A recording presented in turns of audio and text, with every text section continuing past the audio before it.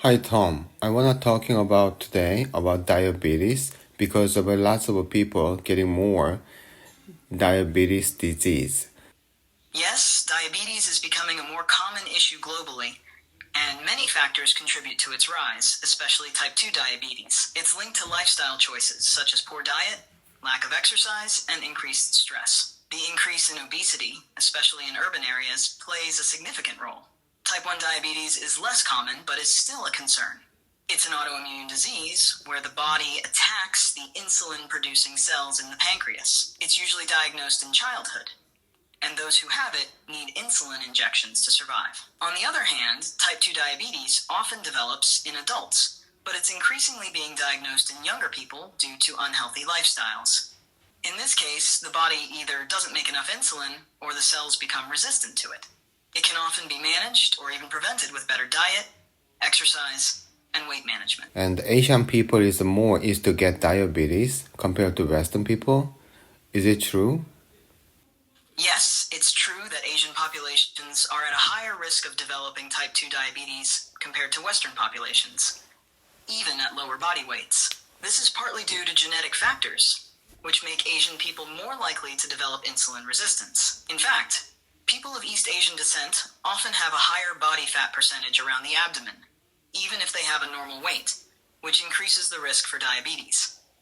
In addition, traditional diets in many Asian countries, which can sometimes be high in refined carbohydrates and sugars, may also contribute to the higher rates of type 2 diabetes. In contrast, Western populations, particularly in places like the US, may have higher rates of type 2 diabetes due to factors like obesity and poor diet. However, the risk in Asian populations is still notably high, even when compared to Western countries with higher obesity rates. How do you think about this? The pancreas size is more small than Western people?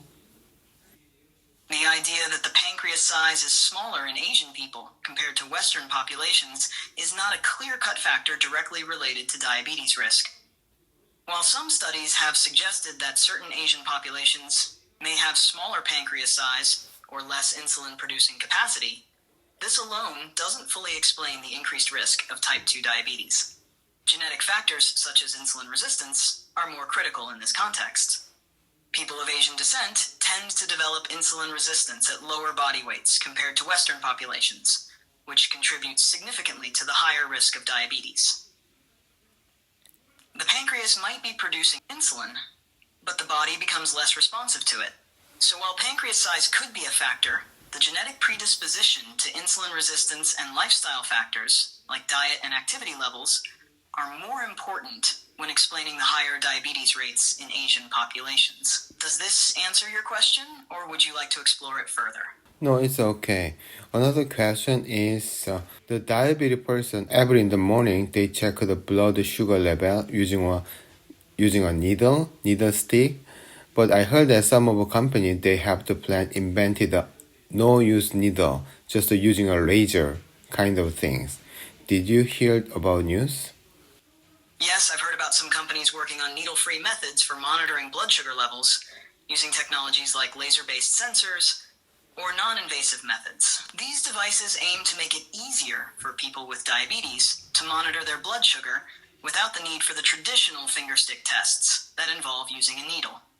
One approach involves near-infrared light or laser sensors that scan the skin to detect glucose levels. These sensors can provide real-time data without drawing blood, though they still need further development to be as accurate as current needle-based methods. Other companies have been working on continuous glucose monitors, CGMs, which use sensors placed under the skin to track blood sugar levels continuously, though these still involve a small needle to insert the sensor. While these innovations are promising, they are not yet widely available or as reliable as traditional methods. However, they could potentially make blood sugar management easier for many people with diabetes in the future. Would you like more details on any of these technologies? Yes. Do you think how many months or how many years later they launched this kind of a product? Because of Apple, they also think about that. They're using an Apple Watch, using a no need to test watch. They think about that. But a couple of years ago, I heard the news, but they're still going on. Do you think is it coming soon or take more years? You're right. Companies like Apple are exploring non-invasive glucose monitoring technologies, especially through devices like the Apple Watch. Apple and other tech companies have been working on incorporating sensors that can measure glucose levels without the need for needles. And while the technology is promising, it's still in development. Currently, Apple's efforts seem to be focused on using optical sensors and near-infrared light to measure glucose through the skin. However, these technologies still face challenges in terms of accuracy, consistency, and regulatory approval before they can be widely available. The timeline for a non-invasive glucose monitor becoming commercially available could take several more years, likely 3 to 5 years or more. This is because the technology needs to be perfected, thoroughly tested, and approved by health authorities like the FDA before it can be launched as a reliable mainstream product. So, while it's possible the launch is a few years away, it's definitely an exciting area of innovation. And the idea of using a needle-free, smartwatch-like device to monitor blood sugar could become a reality sooner rather than later. Did you hear about the septic system at home? Yes, I'm familiar with septic systems. A septic system is an underground wastewater treatment system commonly used in homes that are not connected to a municipal sewage system. It typically consists of a septic tank and a drain field. Wastewater from the house flows into the tank, where solids settle and are broken down by bacteria. The liquid waste then flows into the drain field, where it's filtered through the soil. Septic systems require regular maintenance, such as pumping out the tank every few years to ensure they function properly. If not maintained, they can cause clogs, backups, or even contamination of local water sources. Do you have a septic system at home, or are you curious about how to maintain it? No, I just curiously about maintenance because you mentioned about that a couple of months or every years you need to clean up the tank. Is it true? How much is it?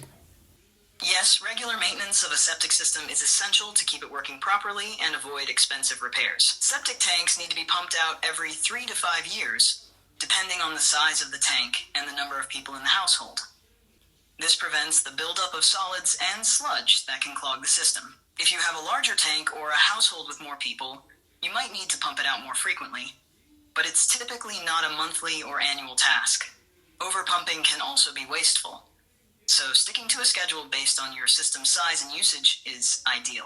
As for the cost, it varies by location and company, but typically septic tank pumping can range from $200 to $500 CAD or more. Prices may vary depending on how deep the tank is and the region you're in. Would you like more details about septic system care, or do you have another question? No, before I buy the house, I didn't think about the septic system because of usually I live in apartment in Korea, but septic system is a very long times ago. Our country is use that, but I think some of a specific area they still use it because of municipal sewer system is very popular in Korea now. But Canada is still going on. They're using a septic system because of they didn't developing yet. Some of the outside of a city. So, do you think about is it possible all over Canada the municipal sewer system? Yes, you're right. In Canada, septic systems are still common in rural areas or places that are far from municipal sewer systems. In larger cities, like Victoria or Toronto, most homes are connected to the public sewage system. However, in more remote or rural areas, septic systems are still the standard due to the lack of infrastructure. It makes sense that you didn't think much about it before moving to a house in Canada, since apartments in Korea are mostly connected to the sewer system. If you're planning to live in a rural area here, it's definitely something to consider when buying a house. Are you thinking of buying a house in a more rural area? Before I think about that, but it's after I know the septic system, I totally changed my mind because of very many kind of things happen, I think. It makes sense that learning more about septic systems has influenced your decision. They do require regular maintenance, and if they're not properly cared for, they can lead to problems like clogs or backups, which can be costly. Additionally, managing wastewater in rural areas can sometimes feel like a lot of responsibility compared to living in a city with municipal sewage services. If you're concerned about the upkeep and possible issues with the septic system, it could be a good idea to look for homes that are already connected to a municipal sewer system. Or, if you're still considering a house with a septic system, it might be worth ensuring it has been well maintained. I just want to let you know, as most people, Korean people, is come to Canada, and people they wanna buy people the house. Please check a septic system or municipal sewer system. I think this kind of thing is very important to Korean people. That's why I just make a video with you. That's a great point. It's important for anyone moving to a new country, especially with different systems like septic tanks, to be informed before making such a big decision. Your video sounds like it could help a lot of people, especially newcomers from Korea who might not be familiar with these differences in housing infrastructure. I want to keep going talking with you about the driving system in Canada, especially the driving license. That sounds interesting. The driving system in Canada, including getting a driver's license, can be a bit different depending on the province. In general, Canada has a graduated licensing system, which means there are different stages to get a full driver's license. For example, in British Columbia, where you live, the process is 1. Class 7 learner's license, L. You can apply for this at age 16 after passing a written test about road signs and rules. Once you have this license, you can drive with a fully licensed driver beside you. 2. Class 7 novice license, N. After holding your learner's license for at least 12 months and passing a road test, you get this. You can drive on your own, but there are some restrictions, like limits on passengers and night driving. 3. Class 5 full license. After holding your novice license for 24 months, you can take another road test to get a full unrestricted license. Would you like more details on any of these stages, or are you curious about the driving system in general? I want to know about the class 1 to class 5. In Canada, driver's licenses vary by province, but the system generally follows a similar structure, with Class 1 to Class 5 licenses in places like British Columbia. Here's an overview. 1. Class 1. This is a commercial license for driving semi-trucks or large vehicles like tractor-trailers. You need to pass additional training and road tests to get this license. 2. Class 2. This is for driving buses or other large passenger vehicles. It's often required for professional bus drivers or school bus drivers. 3. Class 3. This license allows you to drive large trucks that don't require the Class 1 license. For example, delivery trucks or dump trucks. 4. Class 4. This is for smaller commercial vehicles, like taxis, limousines, and ambulances. It's often required if you want to drive vehicles for hire. 5. Class 5. This is the standard non-commercial driver's license for regular vehicles, like cars and small trucks. To get a Class 5, you first have to pass the learner's test and road test, and meet the requirements for a graduated license, as mentioned earlier. The Class 5 is the license most people are familiar with for everyday driving, and it's the one you would likely have as a regular driver. If you're interested in any particular class, or how the licensing works in other provinces, feel free to ask. When I come to Canada, my Korea driving license just exchange Canada class 5 driving license without any test. Great. In Canada, some provinces allow people with a valid foreign driver's license to exchange it for a local Class 5 license without needing to take a written or road test, depending on the agreement between the two countries. For South Korea, British Columbia, where you live, has a reciprocal agreement. This means you can exchange your Korean driver's license for a Class 5 without the need to take the written knowledge test or the road test, as long as your Korean license is valid and you meet certain conditions. Here's how the process usually works. 1. Visit the ICBC Insurance Corporation of British Columbia office. 2. Provide documentation like your Korean driver's license, passport, and proof of residency. 3. Pass an eye test to make sure your vision is adequate for driving. 4. You might be asked to provide a translation of your Korean license if it's not in English. Once everything is processed, you'll receive your Class 5 license. Keep in mind that you may be required to prove your driving history in Korea to ensure you meet the required experience for a Class 5 license. It's a convenient process for many newcomers, especially if you already have driving experience. Would you like to know more about how this works or about any other specific requirements? No, I just 10 years ago, I prepared lots of documents, prove my driving history. So people let you know it's about people they come to Canada. It is some people they didn't know about this. That's why I just want to talk with you about this topic.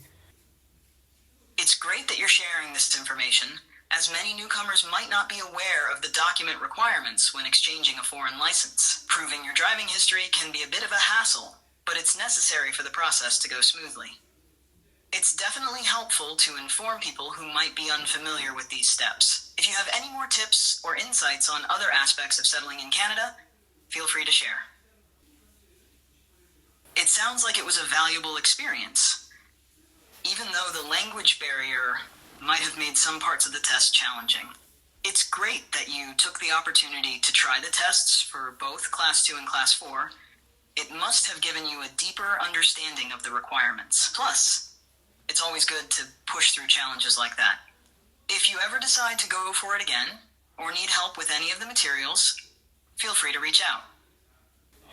I tried the knowledge test before Class 2 and Class 4 and go to ICBC using a computer and having a test. Total question is 30, but it under 5 and didn't make a mistake. It's passed the test, I think. But it's long time ago. I still remember some kind of question, but very tricky. It sounds like you did really well on the B4 knowledge test for both Class 2 and Class 4. Passing the test with no mistakes is impressive, especially when you remember how tricky some of the questions were.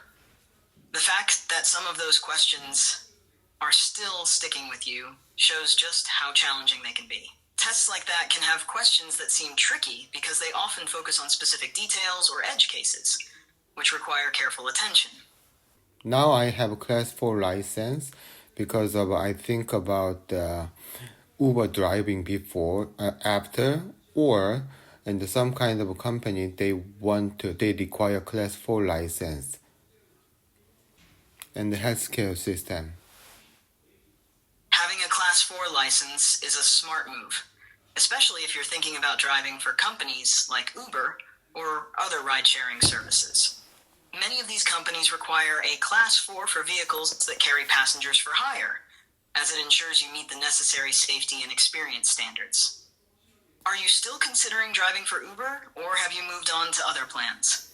No, I'm still thinking about the Uber, but they told me I need a new car under 9 years old. That's why I just a little bit hesitated now. But that kind of thing is I want to talk to next time. Got it. How do you think about the MacBook? I see. You're referring to MacBook, the laptop by Apple. They've been pretty popular due to their sleek design, good performance, and the macOS operating system.